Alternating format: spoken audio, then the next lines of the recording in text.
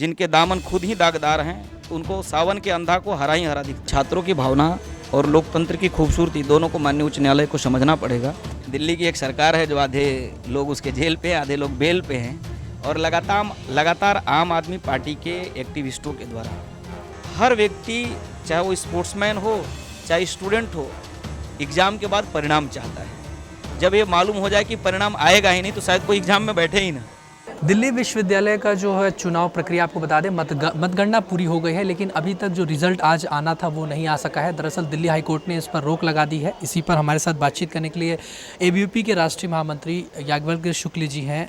जिस तरीके से चुनाव परिणाम पर अभी रोक लग गई है, हाई कोर्ट ने इस पर रोक लगाया है, आप लोगों ने प्रेस वार्ता भी करी और ये मांग कर रहे हैं कि रिजल्ट आना चाहिए, उसको लागू कर देना चाहिए, मगर जो है जाँच होती रहनी चाहिए। क्या वजह है और क्यों आप लोग इस तरह की बात? माननीय उच्च न्यायालय ने जो कुछ टिप्पणी की दिल्ली विश्वविद्यालय छात्र संघ चुनाव को लेकर के, उसमें एक मौलिक प्रश्न बड़ी विनम्रतापूर्वक आपके माध्यम से रखना चाहता हूं कि सभी पक्षकारों के पक्ष को सुनना चाहिए था। जिनको भी पार्टी बनाया गया उनके पक्षों को सुनना चाहिए था और समाधान के मार्ग बताने की आवश्यकता थी। लेकिन माननीय उच्च न्यायालय ने दिल्ली विश्वविद्यालय के परिणाम को मतदान से पूर्व ही एक परिणाम के ऊपर में कह सकते हैं कि ताला लगा दिया गया। इसलिए आज वोटिंग के बाद काउंटिंग के डेट किसी को मालूम नहीं है। इसलिए माननीय उच्च न्यायालय से निवेदन है कि दिल्ली विश्वविद्यालय छात्र संघ के जो चुनाव है उसके परिणाम अविलंब घोषित किए जाए। जितने लेट लतीफ़ होगा कई प्रकार के प्रश्न खड़े होंगे। इसलिए छात्रों की भावना और लोकतंत्र की खूबसूरती दोनों को माननीय उच्च न्यायालय को समझना पड़ेगा। कहीं कोई समस्या है तो उसके समाधान के लिए मुझे लगता है कि सभी प्रकार की प्रक्रियाएं जारी रहनी चाहिए, लेकिन समस्याओं के आड़ में एक सकारात्मक माहौल को नकारात्मकता के साथ जोड़ने का प्रयास यदि होगा तो शायद इस देश के युवाओं को, देश के विद्यार्थियों को लोकतंत्र के प्रति जो एक गहरी आस्था कहीं ना कहीं वो चोटिल होगी। लेकिन जिस तरह से कोर्ट ने टिप्पणी करी कि सार्वजनिक संपत्तियों को जो नुकसान पहुंचाया गया या जिस तरीके से वहां पर जो भी विवाद हुआ, इसलिए जांच ज़रूरी है ताकि पारदर्शिता हो, निष्पक्षता से सारी चीज़ें हों। तो ऐसे में कल जो तस्वीरें भी देखी गई थी कि जहां प्रोफेसर के साथ छात्र जो झड़प कर रहे थे, या वो और एनएसयूआई भी आप पर आरोप लगा रहा है कि आप लोग जानबूझकर ये सब करते हैं ताकि चुनाव जीत पाए। नहीं, हमने तो लोकेश चौधरी को नहीं बोला कि टीचर पर हाथ चढ़ा दो। एनएसयूआई एक अलग ऑर्गेनाइजेशन है और नारी सताओ यूनियन ऑफ इंडिया उसका नाम है। तो एनएसयूआई खुद ही गलत करती है, क्योंकि उनका पूरा जो उनका कल्चर है, उनका जो पूरी कैरेक्टर है, वो बहुत देर तक सही बोल ही नहीं सकते ना सही कर सकते हैं। उनकी ये संकट है, ये संकट में उनका संकट मैं समझता हूँ। इसलिए एनएसयूआई के लोगों को हमने थोड़ी बोला कि ड्रिंक करके कैंपस घूमो। एबीवीपी ने बोला क्या? नहीं बोला ना। आप टीचर के साथ बदतमीजी कर रहे हैं, आपका कैरेक्टर बताता है। और आप चुनाव हारने लगते तो एबीवीपी के ऊपर आरोप करते हैं।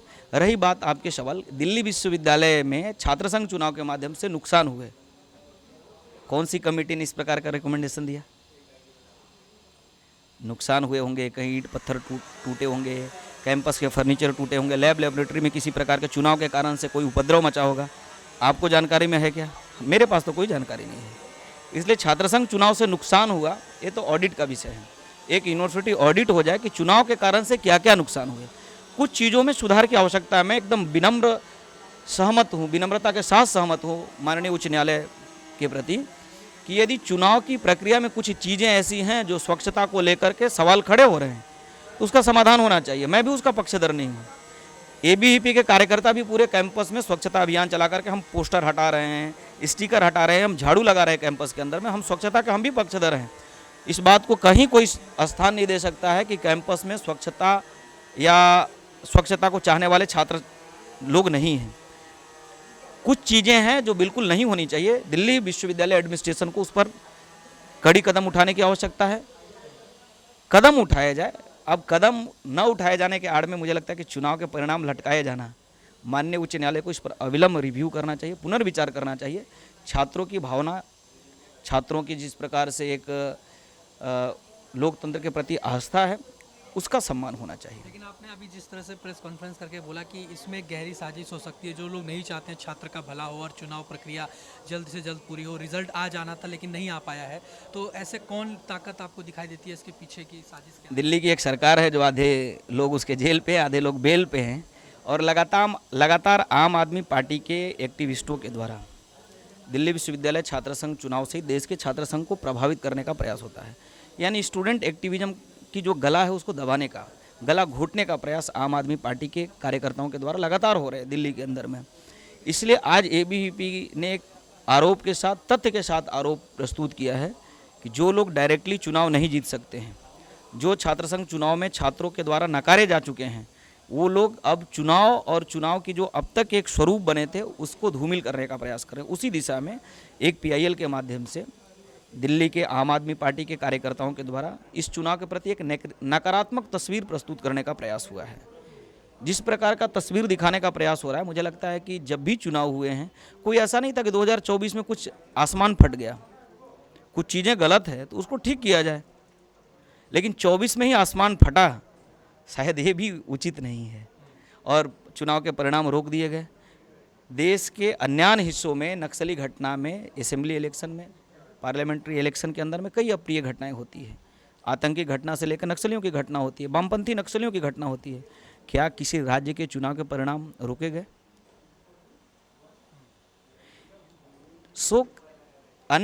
अलग अलग राज्यों के अंदर में अलग परिस्थितियों के कारण से चुनाव होने के बावजूद भी परिणाम नहीं रोके जाते हैं। लेकिन ऐसी कौन सी व्यवस्था है कि आज दिल्ली विश्वविद्यालय छात्र संघ के चुनाव परिणाम रोके गए? इसलिए हमने कहा कि इलेक्टोरल रिफॉर्म की आवश्यकता है। और ये जो चुनाव में रिजल्ट वोटिंग जो हुई है वो बहुत कम देखने को मिली है।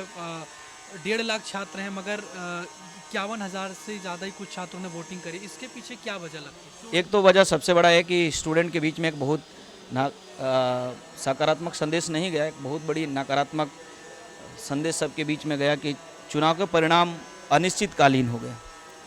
तो हर व्यक्ति, चाहे वो स्पोर्ट्समैन हो चाहे स्टूडेंट हो, एग्ज़ाम के बाद परिणाम चाहता है।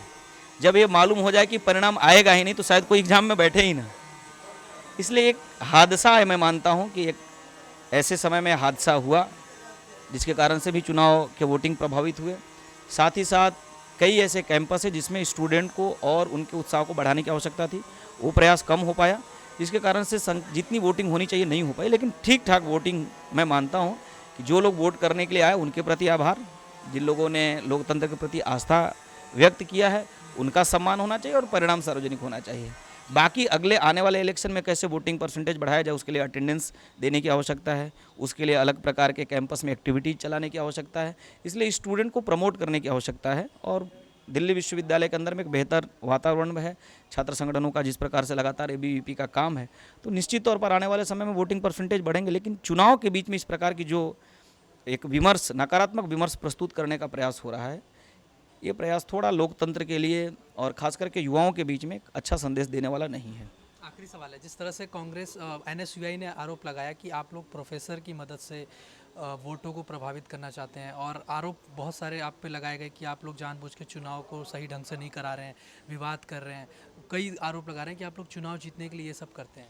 अच्छा, ये बताओ कि मिरांडा हाउस का गेट किसने तोड़ा? छात्राओं के साथ बदतमीजी एनएसयूआई के लोगों ने किया। LC2 कैंपस के अंदर में टीचर के साथ बदतमीजी किसने की? कौन चुनाव की वोटिंग को प्रभावित करता हुआ दिखाई दे रहा है? सरेआम कैंपस के अंदर में किस प्रकार गुंडागर्दी एनएसयूआई के द्वारा हो रहा है। एनएसयूआई का दुर्भाग्य ये है कि एनएसयूआई बहुत ही ज़्यादा अभी एक अलग मानसिक चेतना में जा रही है। चूँकि एनएसयूआई का जो अभी मौजूदा समय में इंचार्ज हैं वो कल गलत थे जब बोलते थे कि आज का एनएसयूआई कल का लुटेरा और चोर है। कन्हैया कुमार ने इस बात कहा, हमने बात नहीं कहा इस बात को, कन्हैया ने इस बात को कहा है। तो एनएसयूआई एक मानसिक दिवालियापन से गुजर रहा है, इसलिए उसको आरोप के अलावा कुछ दिखता नहीं है। आप बताइए ना कि एबीवीपी कार्यकर्ताओं ने एनएसयूआई के साथ में कहीं पर कोई संघर्ष की स्थिति हुई? एनएसयूआई के लोग मिरांडा हाउस में छात्राओं के ऊपर में उपद्रव करता हुआ दिखाई देते हैं, टीचर के साथ बदतमीजी करता हुआ दिखाई देते हैं। एनएसयूआई कैंपस को कैप्चर करने का प्रयास एनएसयूआई करती है और एनएसयूआई इसलिए करती है कि एनएसयूआई का यही कल्चर है। जो नहीं जानता उसको लगता है कि नहीं जानता है, लेकिन एनएसयूआई का कल्चर यही है। एनएसयूआई के उसके अपनी महिला कार्यकर्ता एनएसयूआई के कार्यकर्ताओं पर आरोप लगाती हैं। देश के अलग अलग उसके पूर्व राष्ट्रीय अध्यक्ष हों, महासचिव हैं, कई लोगों पर एनएसयूआई के लोगों ने आरोप लगाए। तो जिनके दामन खुद ही दागदार हैं तो उनको सावन के अंधा को हरा ही हरा दिखता है। जी, बहुत धन्यवाद। तो तो ये हमने बातचीत करी जो है एबीवीपी के राष्ट्रीय महामंत्री याज्ञवल्क्य शुक्ल जी से, जिन्होंने तमाम बातों को रखा और बोला कि किस तरीके से चुनाव परिणाम जल्द से जल्द घोषित हो, ताकि जो छात्र हैं उनके भविष्य के लिए और उनके हितों के ध्यान में रखते हुए ये निर्णय आए, ताकि छात्रों के लिए बेहतर काम हो सके। वीडियो जर्नलिस्ट अभिमन्यु के साथ मैं हिमांशु दुबे, डेली 24 भारत।